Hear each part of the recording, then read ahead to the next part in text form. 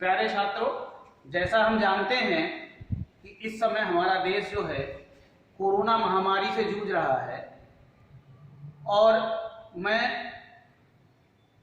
Principal SM inter college Naugama Sadat सभी छात्रों से, अभिभावकों से और अपने स्टाफ से ये निवेदन करना चाहूँगा कि वो अपने मोबाइल में आरोग्य सेतु ऐप डाउनलोड कर लें। जैसा कि अभी पढ़ाई जो है वो ऑनलाइन चल रही है, तो आज मैं कक्षा 12 इंग्लिश ग्रामर पढ़ाऊंगा। हमारा आज का टॉपिक है direct and indirect speech. Direct and indirect speech में आज हम असर्टिव सेंटेंस पढ़ेंगे।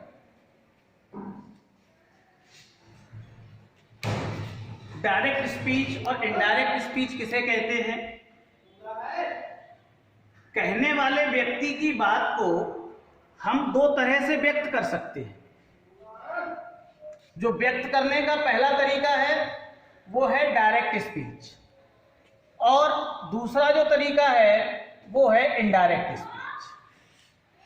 डायरेक्ट स्पीच किसे कहते हैं? डायरेक्ट स्पीच वह स्पीच होती है जिसमें हम कहने वाले व्यक्ति की बात को हम उसी के शब्दों में लिखते हैं, तो इसे डायरेक्ट स्पीच कहते हैं। जैसा कि कहने वाले व्यक्ति ने जैसा कहा और हमने बिल्कुल वैसा ही लिख दिया, तो इसको हम डायरेक्ट स्पीच कहेंगे। जैसे राम सेड टू रहीम, राम ने रहीम से कहा they went to school yesterday, वे कल स्कूल गए। तो राम की बात को हमने बिल्कुल वैसा ही लिख दिया जैसा उसने कहा है, तो ये पूरी स्पीच जो है वो हमारी डायरेक्ट स्पीच कहलाई। डायरेक्ट स्पीच के दो भाग होते हैं। एक भाग इन्वर्टेड कामा के अंदर होता है। जो भाग इन्वर्टेड कामा के अंदर होता है उसे रिपोर्टेड स्पीच कहते हैं, और जो इन्वर्टेड कामा के बाहर होता है उसको रिपोर्टिंग स्पीच कहते हैं। तो डायरेक्ट स्पीच के दो पार्ट हैं। पहला जो है वो है रिपोर्टिंग स्पीच, और दूसरा जो है वो है रिपोर्टेड स्पीच। रिपोर्टिंग स्पीच में सब्जेक्ट, वर्ब और ऑब्जेक्ट होता है। जैसे राम जो है वो सब्जेक्ट है, सैड वर्ब है, और रहीम जो है वो ऑब्जेक्ट है। रिपोर्टेड स्पीच में पर्सन मतलब पर्सनल प्रोनाउन और टेंस होता है। पर्सन जो है इसमें वो दे है, और इस रिपोर्टेड स्पीच का जो टेंस है वो पास्ट इंडेफिनिट टेंस है, क्योंकि वेंट वर्ब की सेकेंड फॉर्म है। सेकेंड फॉर्म का यूज पास्ट इंडेफिनिट टेंस में किया जाता है। तो दोबारा समझें, डायरेक्ट स्पीच में कहने वाले व्यक्ति की बात को हम उसी के शब्दों में लिखते हैं। जैसे Ram said to Rahim they went to school yesterday, तो ये डायरेक्ट स्पीच है पूरी। इस स्पीच के दो भाग हैं, रिपोर्टिंग स्पीच। रिपोर्टिंग स्पीच में सब्जेक्ट, वर्ब और ऑब्जेक्ट होता है। रिपोर्टेड स्पीच में पर्सन और टेंस होते हैं। अब बात आती है इनडायरेक्ट स्पीच। इनडायरेक्ट स्पीच वह स्पीच होती है जिसमें कहने वाले व्यक्ति की बात को हम अपने शब्दों में लिखते हैं। अगर कहने वाले व्यक्ति की बात को हम अपने शब्दों में लिखेंगे तो उसे इनडायरेक्ट स्पीच कहेंगे। जैसे इस डायरेक्ट का हमने इनडायरेक्ट बना दिया। Ram told Rahim that they had gone to school the previous day. Direct से जब हमने इनडायरेक्ट बनाया तो हमने कुछ परिवर्तन किए। जैसे सेड टू की जगह हमने टोल्ड लिख दिया, कॉमा इन्वर्टेड कॉमा की जगह हमने दैट लगा दिया,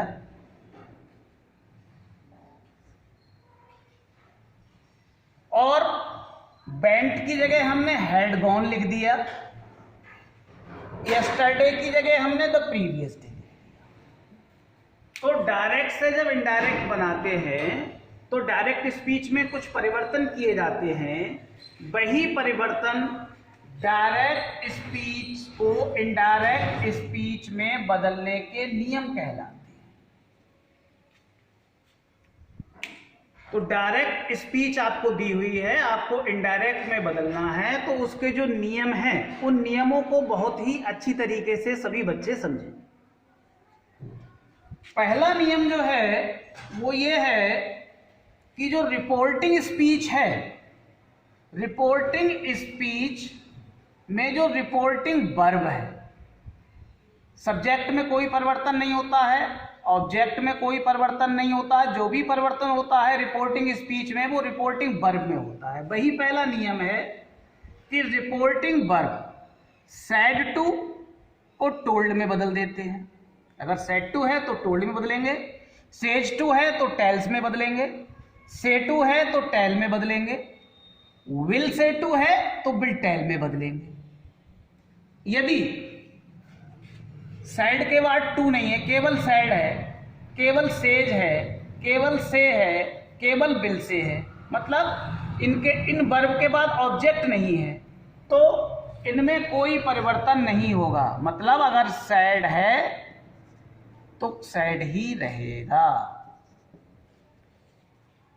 तो ये पहला नियम हो गया। अगर सैड टू है तो टोल्ड कर दिया, देखो हमने, सेज टू है तो टेल्स कर दिया, से टू है तो टेल कर दिया, विल से टू है तो विल टेल कर दिया। ऑब्जेक्ट नहीं है तो सैड की जगह सैड रखेंगे, से की जगह से।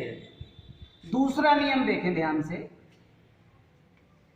डायरेक्ट स्पीच में जब हम इनडायरेक्ट बनाएंगे तो कॉमा, के वाला कॉमा जो डायरेक्ट स्पीच में होता है, तथा इन्वर्टेड कॉमास, इन्वर्टेड कॉमा के अंदर जो रिपोर्टेड स्पीच लिखी जाती है, ये इन्वर्टेड कॉमास, इनको हटा देते हैं। तो दूसरा नियम है इनडायरेक्ट बनाते समय कॉमा तथा इन्वर्टेड कॉमास हटा देते हैं, अंत में फुल स्टॉप लगा देते हैं। मतलब यहां फुल स्टॉप लगेगा जब इनडायरेक्ट बनाएंगे, अगर यहां क्वेश्चन मार्क है तब भी यहां फुल स्टॉप लगेगा।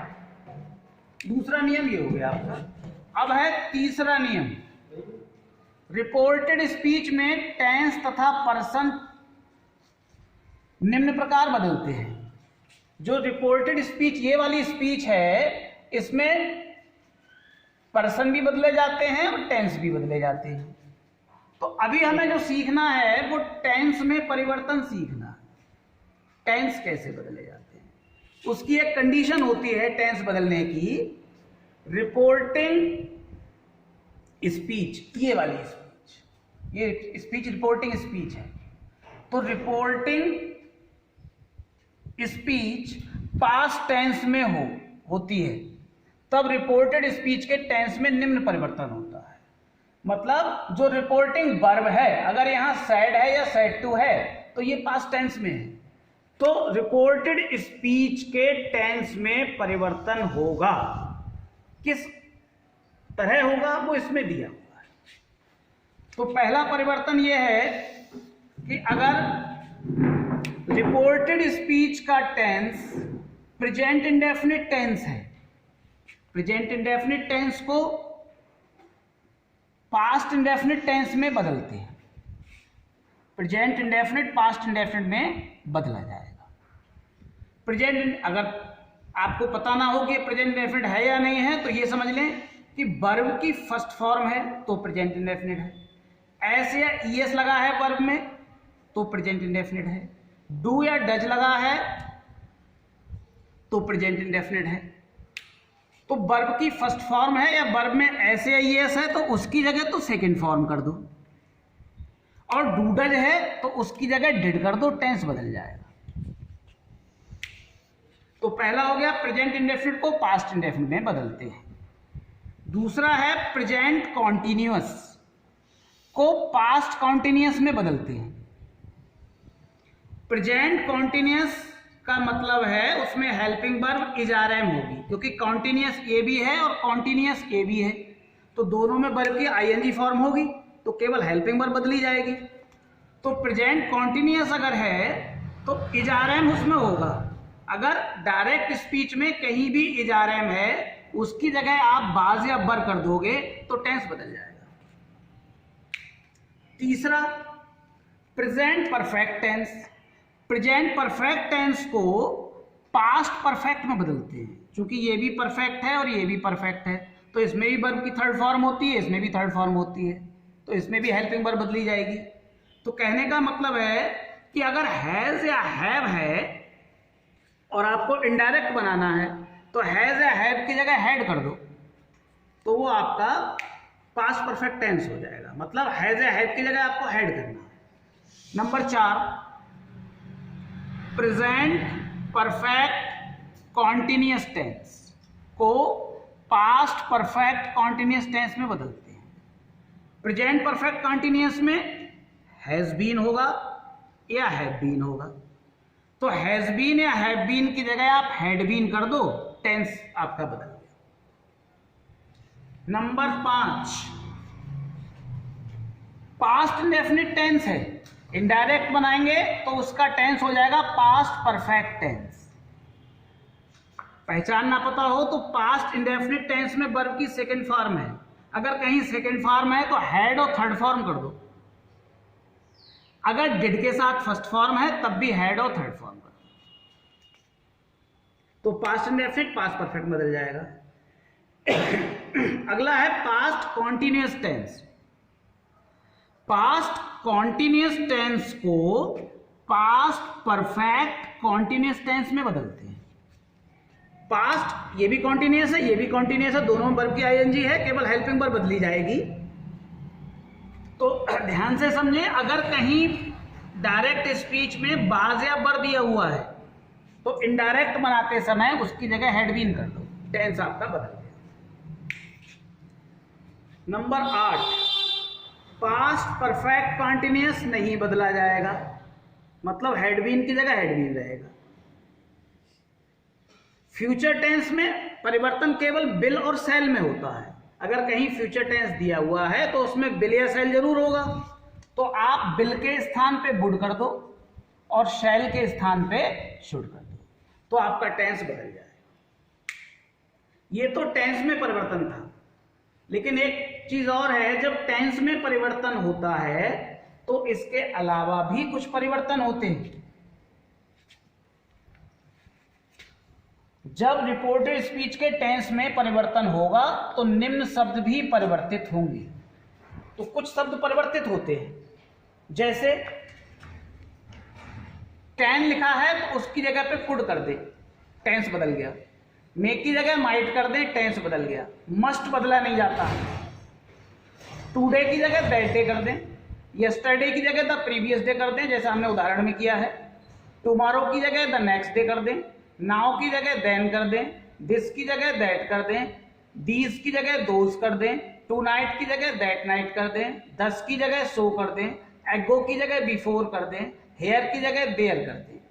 इसके अलावा जो मॉडल वर्ब है, जैसे शुड है,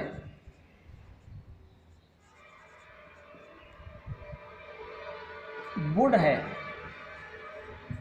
ऑट टू है, OUGHT, ऑट टू है, कुड है,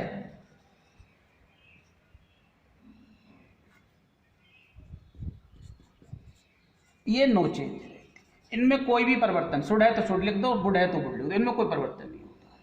तो जो हमने पढ़ा वो ये पढ़ा कि टेंस में परिवर्तन कब करेंगे, जब रिपोर्टिंग वर्ब पास्ट टेंस में हो। पास्ट टेंस का मतलब यहां पर सैड हो, तो टेंस में परिवर्तन होगा।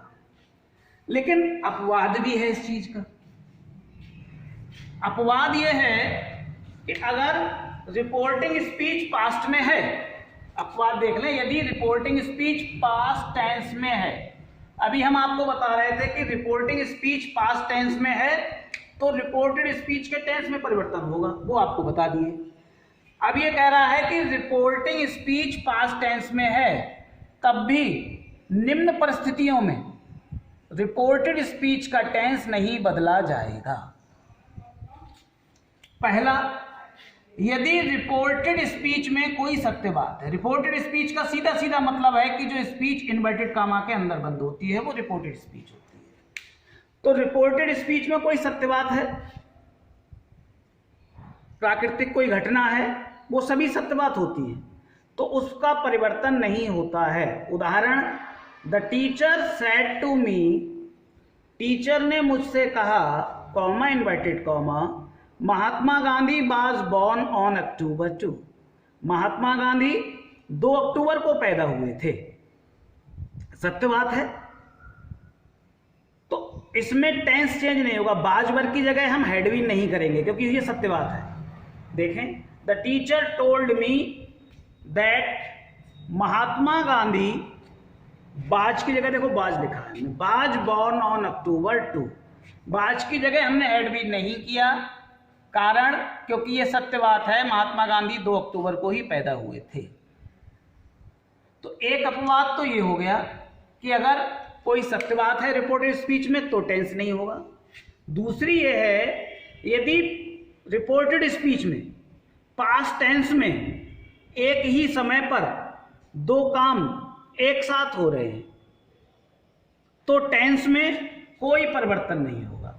जैसे मान लीजिए,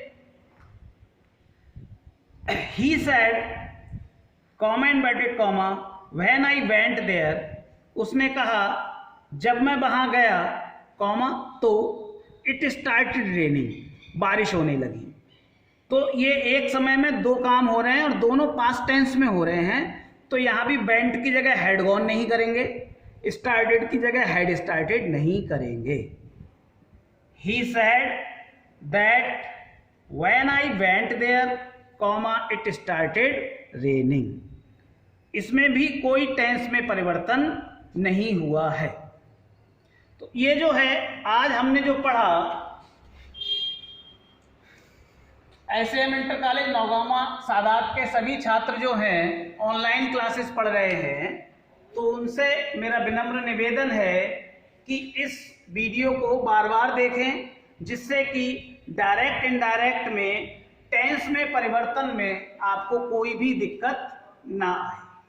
इसकी जो एक्सरसाइज है टेंस परिवर्तन की, वो आपके ग्रुप पर डाल दी जाएगी होमवर्क के रूप में, और उसे जो है आप कंप्लीट करके उसके फोटो जो है मेरे व्हाट्सएप ग्रुप में आप लोग सेंड करें।